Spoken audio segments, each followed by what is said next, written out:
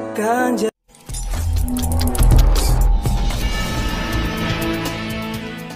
Bismillahirrahmanirrahim. Assalamualaikum warahmatullahi wabarakatuh. Anak sekalian yang dirahmati Allah, yang Allah banggakan, alhamdulillahirrahmanirrahim, kita masih diberikan kenikmatan oleh Allah jasmani rohani kita, sehingga kita bisa mengikuti pembelajaran jarak jauh melalui jaringan internet, sehingga di masa pandemi seperti ini kita masih bisa mengikuti kegiatan belajar dengan harapan mudah-mudahan wabah yang saat ini masih ramai, masih ada, secepatnya diangkat oleh Allah SWT. Anak sekalian, pada kesempatan yang baik ini Bapak akan menyampaikan materi yang berkaitan dengan hari kiamat atau hari akhir.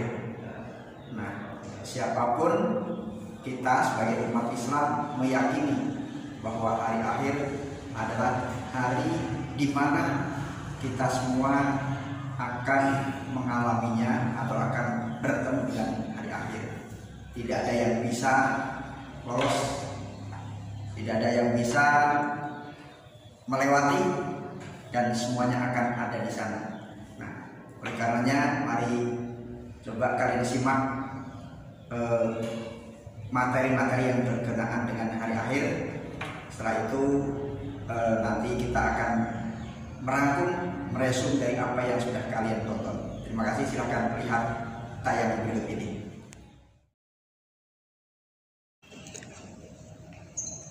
Pengertian iman secara bahasa berarti percaya.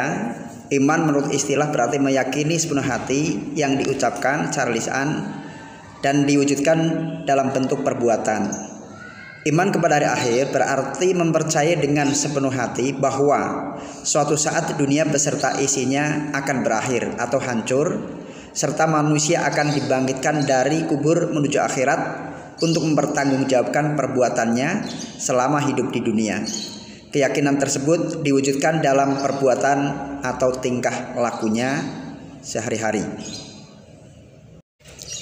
Selanjutnya, yang perlu kalian ketahui dalam mempelajari tentang hari kiamat adalah tanda-tanda hari kiamat. Secara garis besar, tanda-tanda hari kiamat dibagi menjadi dua. Yang pertama tanda-tanda kecil atau kiamat sughra, kemudian yang kedua tanda-tanda besar atau kiamat kubro.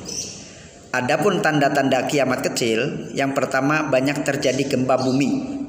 Ini sudah kalian bisa merasakan beberapa waktu lalu sering terjadi gempa bumi. Mudah-mudahan ini juga bukan jadi tanda-tanda, tapi faktanya seperti itu. Yang kedua, pembunuhan merajalela.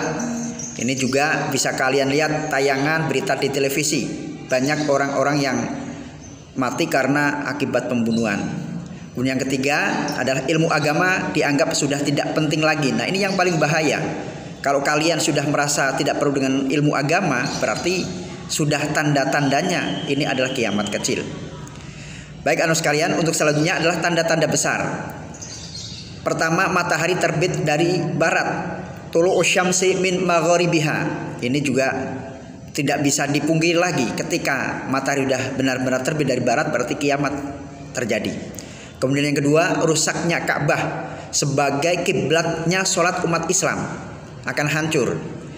Kemudian yang ketiga, lenyapnya Al-Quran. Kemudian adalah munculnya Ya'juj dan Ma'juj dan lain-lainnya. Tentu banyak lain-lain itu adalah perkara-perkara yang bisa menjadi tanda kiamat.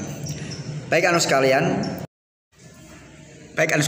untuk selanjutnya adalah tahapan hari akhir. Pertama adalah malaikat pentugas meniupkan sangkakala pertama, makhluk hidup mati semua. Kemudian sangkakala kedua, kemudian berkumpul di padang mahsyar. Kemudian ada yaumul hisab, dan terakhir adalah di mana kita akan ditunjukkan Allah apakah ke surga atau ke neraka. Yang baik ke surga, yang jahat ke neraka. Untuk terakhir, Bapak minta kalian menyebutkan dari tanda-tanda datangnya hari kiamat, baik itu tanda-tanda kecil maupun tanda besar. Sebutkan tanda-tanda kecilnya seperti yang Bapak jelaskan tadi, dan sebutkan juga tanda-tanda besarnya datangnya hari kiamat. Itu saja, terima kasih. Assalamualaikum warahmatullahi wabarakatuh. Jangan lupa senyum.